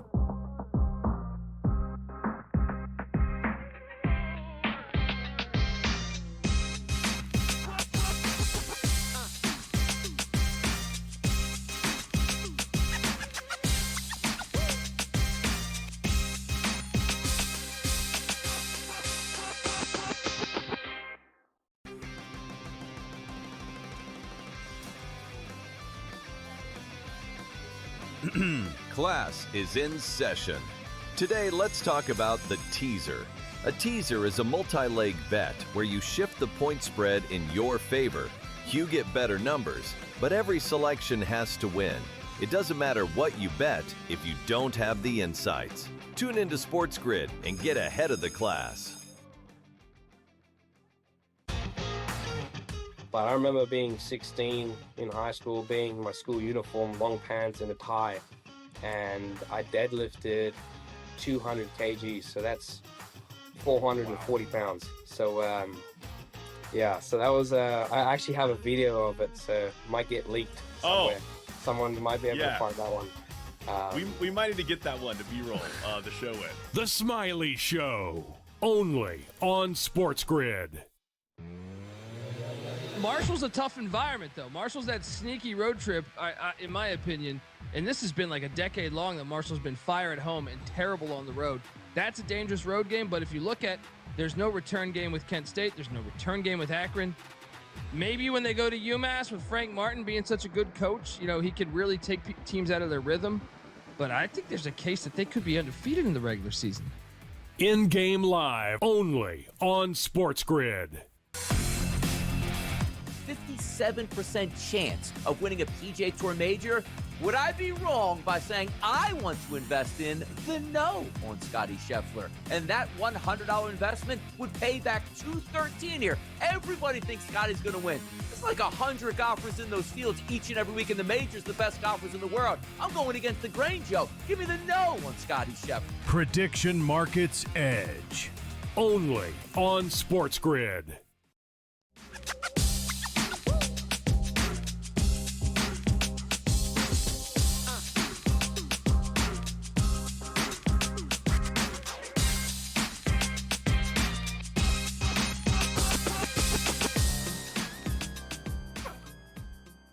Guys, my teleprompter broke. What am I supposed to say? Really? Only on Kevin Grid. Hello? Actually, one, the teleprompter's fine. Two, ESPN doesn't have the box score for Lakers Cavs. I'm trying to get an idea on who's doing what. NBA has it. Fantastic. Who's doing all the scoring here? Balance for the Lakers early. Jared Allen off to a nice start. So Luka's out, and I don't know, like, what the story is on. You know, is he done? How bad was it? Let's see what the Twitter sphere is saying right now. Ankle, leg injury, further evaluation. We just don't know. All right. So we're gonna have to wait on word up for that. As someone who bet the Lakers, not my favorite thing that's ever happened. Lakers are up 2, catching 1.5. That feels pretty much in line with, I think at least, what you would expect. I think the question is, are the props trying to, like, prepare for Luka to not play? I think so. Like, LeBron for 30 is 4, and it's almost the end of the first quarter, is plus 320. That kind of says that's some, like, Luka's not here protection. You would think LeBron has 2 assists. He is, like, LeBron rebounds plus assists isn't a bad idea. What is he at in that market right now? 3 total. I'm getting word Luka's on the bench with a warm-up on. I'm getting confirmation from good reliable sources. So that is fantastic. That is a good update. All right, so it looks like Luka's still out there. Let's update the fellas and see how their action looks right now. Tennessee trailing Georgia early. That's okay. Live total around the number in Texas Auburn. Dog leading. With the Longhorns up by 11 early on Auburn. That team is not bad, man, that Texas team. Texas Chris. Kind of forget that sometimes. Sneaks it by you. And then the NBA action for Yarnell did not start just yet. Okay, fantastic. Can I expand on Giannis a little bit more if the folks will allow me? So, Giannis Antetokounmpo is unwilling to request a trade, but teams are calling and Milwaukee is listening. Got it. This then suggests to me the Milwaukee or the Giannis potential landing spots, right, should be far greater than just the Knicks.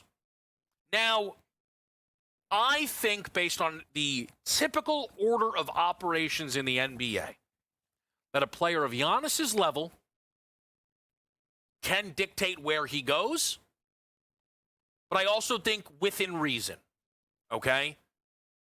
Giannis in season saying Knicks or bust, if I then am Milwaukee, would not be, and Luke is back in. I am not doing that trade now because clearly, right, all of the injury stuff going on right now with Giannis, okay, isn't going to impact his value.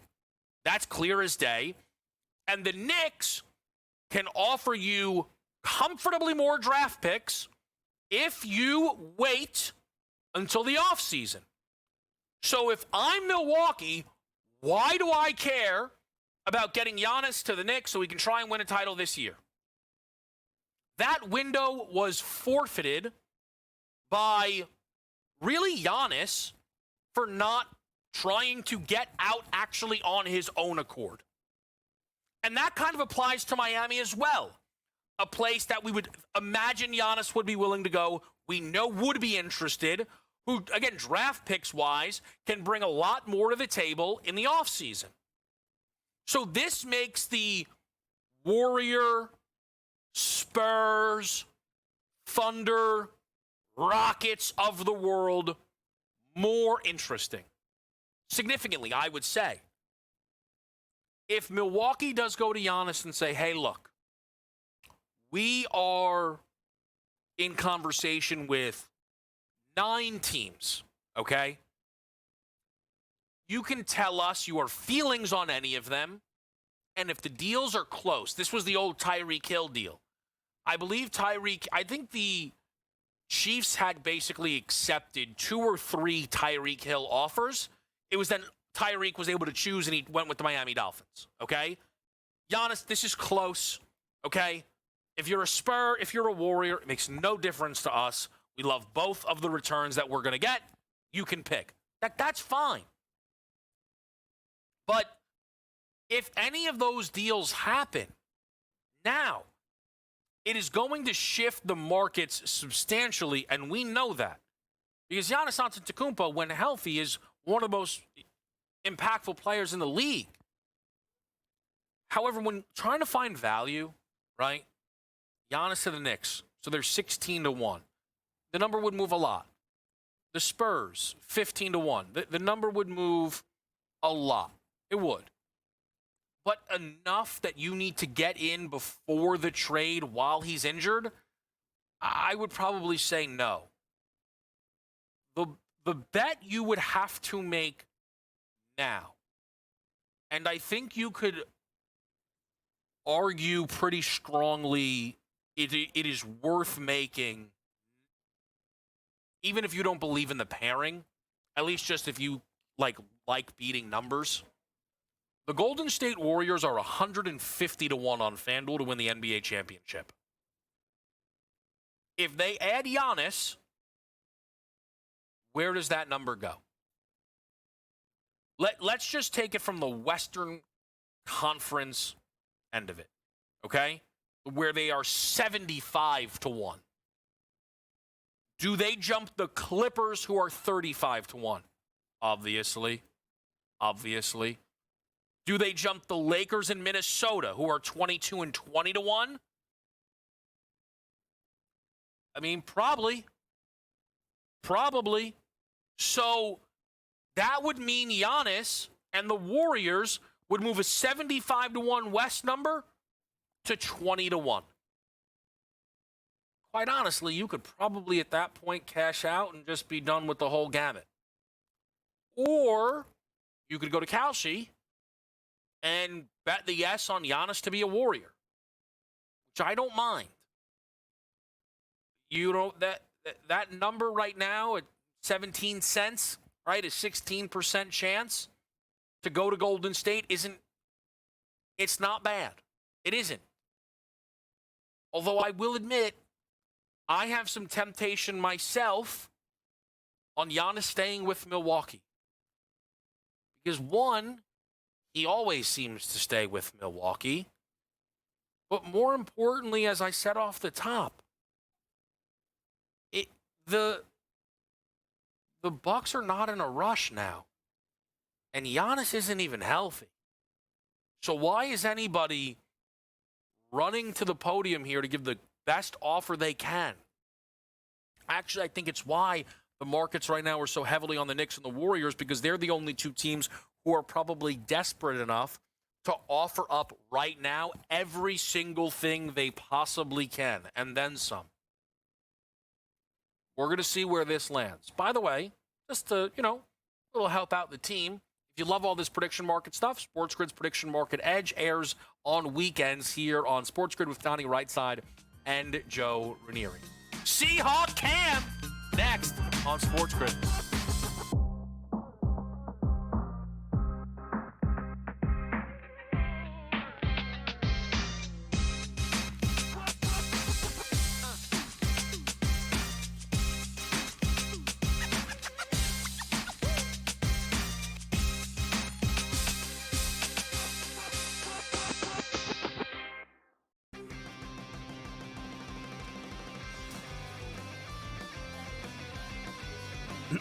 Class is in session. Today, let's talk about the teaser. A teaser is a multi-leg bet where you shift the point spread in your favor. You get better numbers, but every selection has to win. It doesn't matter what you bet if you don't have the insights. Tune into SportsGrid and get ahead of the class. But I remember being 16 in high school, being in my school uniform, long pants and a tie, and I deadlifted 200 kgs, so that's 440 pounds. So so that was I actually have a video of it, so it might get leaked somewhere. Someone might be able to find that one. We might need to get that one to B-roll the show with. The Smiley Show, only on SportsGrid. Marshall's a tough environment, though. Marshall's that sneaky road trip, in my opinion, and this has been like a decade long that Marshall's been fire at home and terrible on the road. That's a dangerous road game, but if you look at, there's no return game with Kent State. There's no return game with Akron. Maybe when they go to UMass with Frank Martin being such a good coach, he could really take teams out of their rhythm. But I think there's a case that they could be undefeated in the regular season. In-game live, only on SportsGrid. 57% chance of winning a PGA Tour major. Would I be wrong by saying I want to invest in the no on Scotty Scheffler? And that $100 investment would pay back $213 here. Everybody thinks Scotty's going to win. It's like 100 golfers in those fields each and every week in the majors, the best golfers in the world. I'm going against the grain, Joe. Give me the no on Scotty Scheffler. Prediction Markets Edge, only on SportsGrid.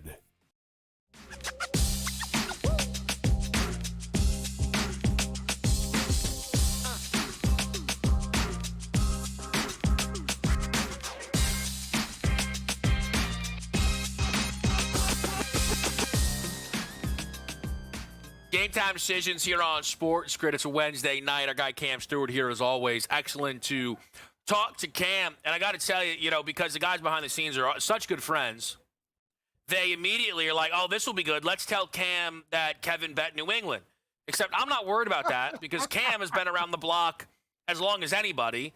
And he knows that it's nothing personal and that I bet New England plus the points and that I think Seattle certainly can win this game.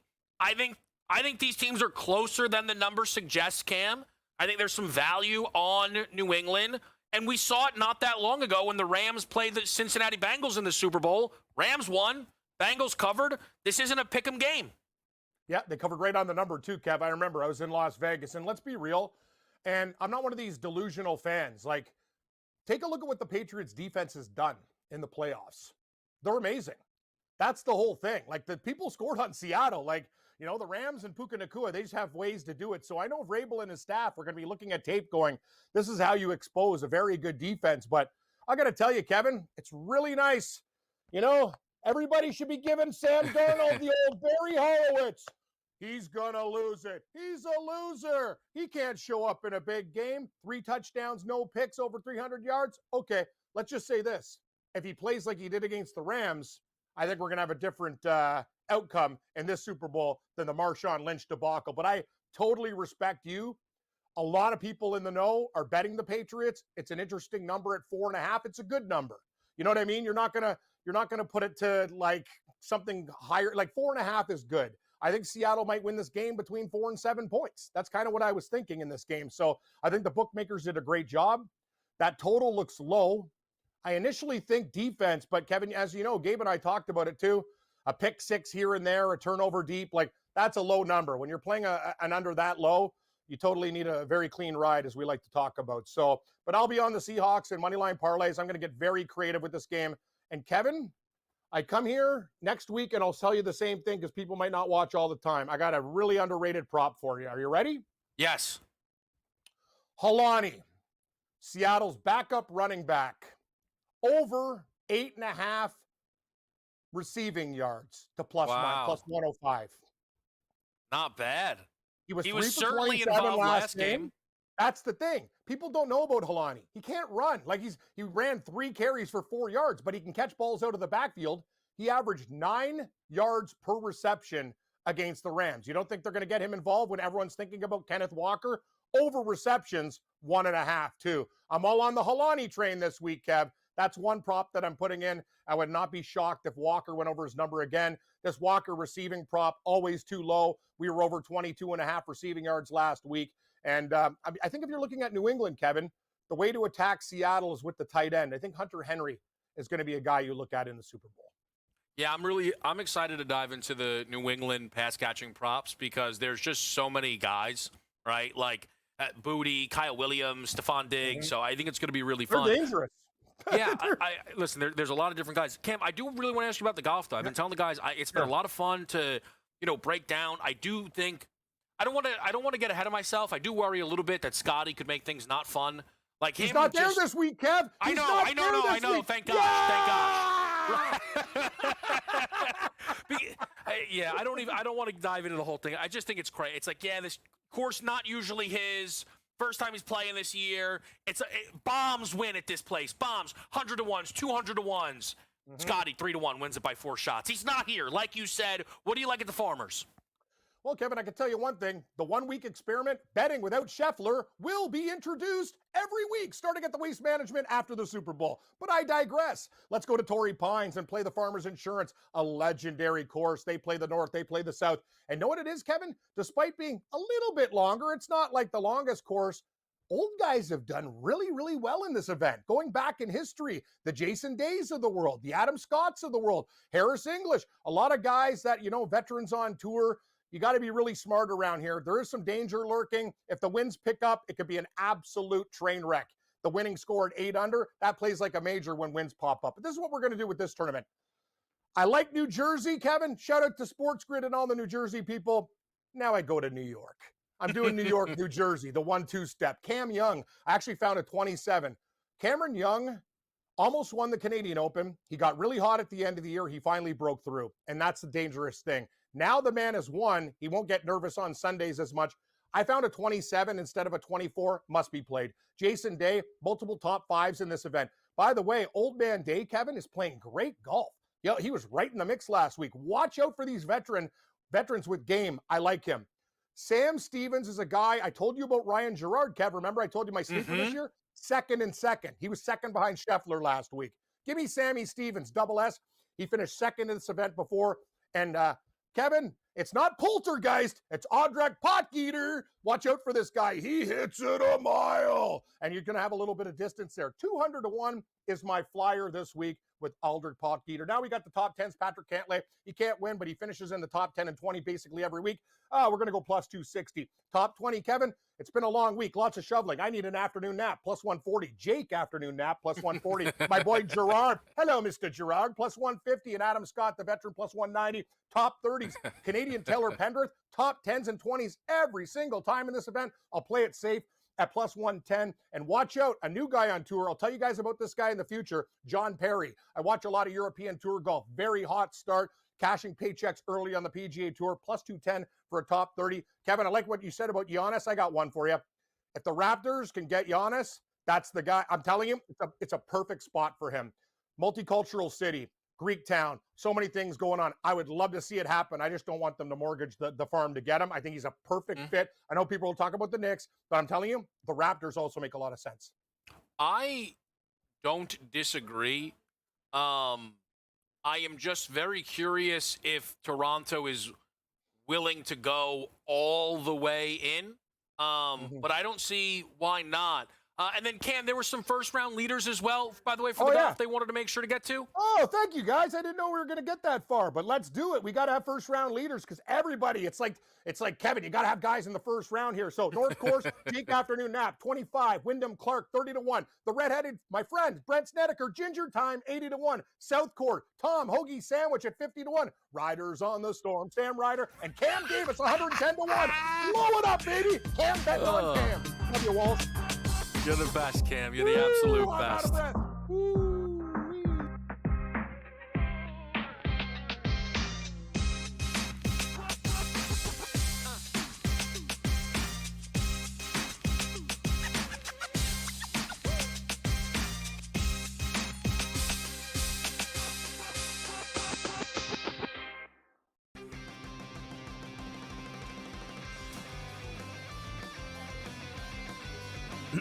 Class is in session.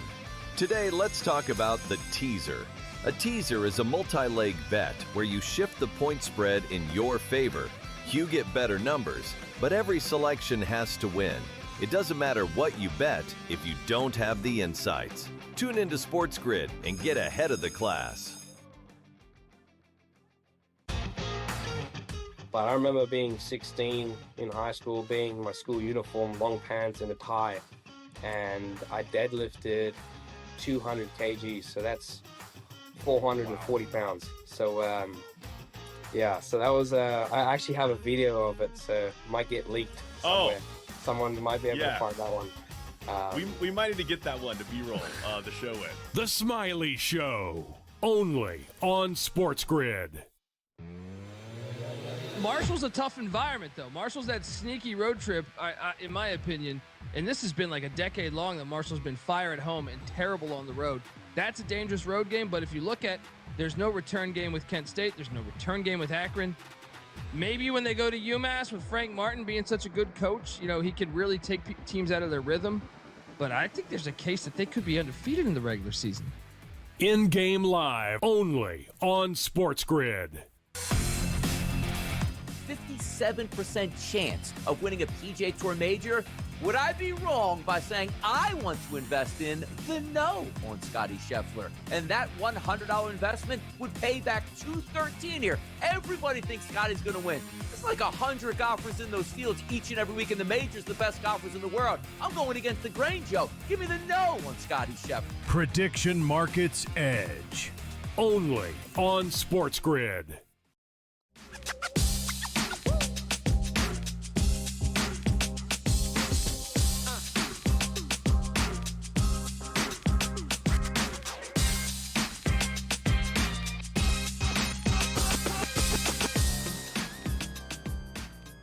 All right, let's update that live board for the people. If you are on the ice tonight, you've got a 2-1 Isles lead over the Rangers at the end of the first period. Midway through the first, the Blue Jackets and the Philadelphia Flyers are evened up. And about 5 minutes into Ottawa, Colorado, we are scoreless. College hoops tonight, a lot of good games, some featuring ranked teams. Only one of those live right now with St. John's up by 14 at the break against Butler right now. Other major conference action, Cincinnati with a pretty strong offensive effort as well, up by 13 on the Baylor Bears. Xavier threatening early for a little upset, perhaps on Seton Hall, doubling them up halfway into that opening half with 22-11.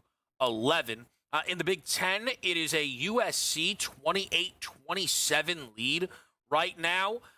The Trojans were a 9.5-point underdog on the road in that game. It's playing to Iowa's pace, but right now it is a USC 1-point lead. And then you got a few of them live in the SEC.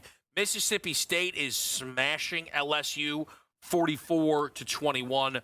Georgia up 6 on Tennessee. That's 34-28. And then you've got Texas drilling Auburn.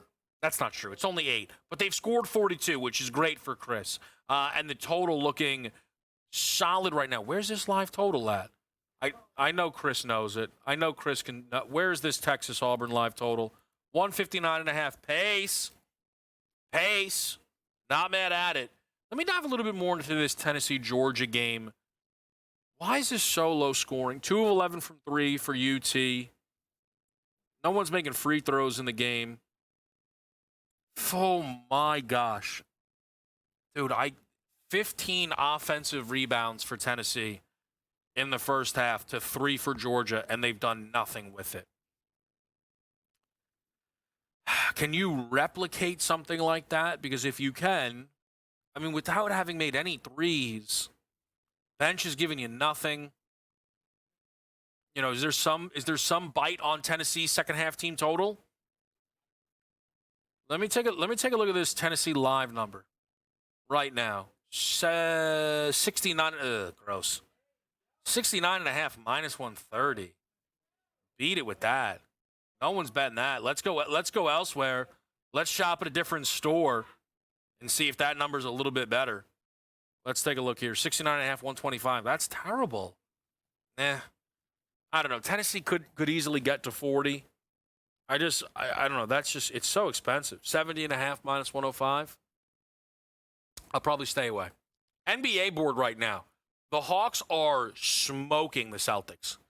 26-9 right now in the opening quarter. That's a 17-point lead for Atlanta.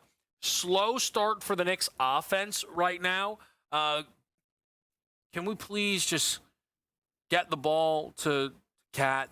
Please. Can we not do this again with this guy Brunson? Please. He's got one field goal attempt, but it's 14-10 Toronto right now. That's kind of a balanced scoring effort. We just got underway in Miami, Orlando, 12-10 early score. The pretty low scoring game right now with a really dead second quarter in the Bulls matchup against the Pacers, 49-42. Nikola Vucevic with 11-15 for Chris's boy Matas Buzelis, leading the Chicago Charge. Lakers-Cavs, it is a 44-41 LA Lakers lead.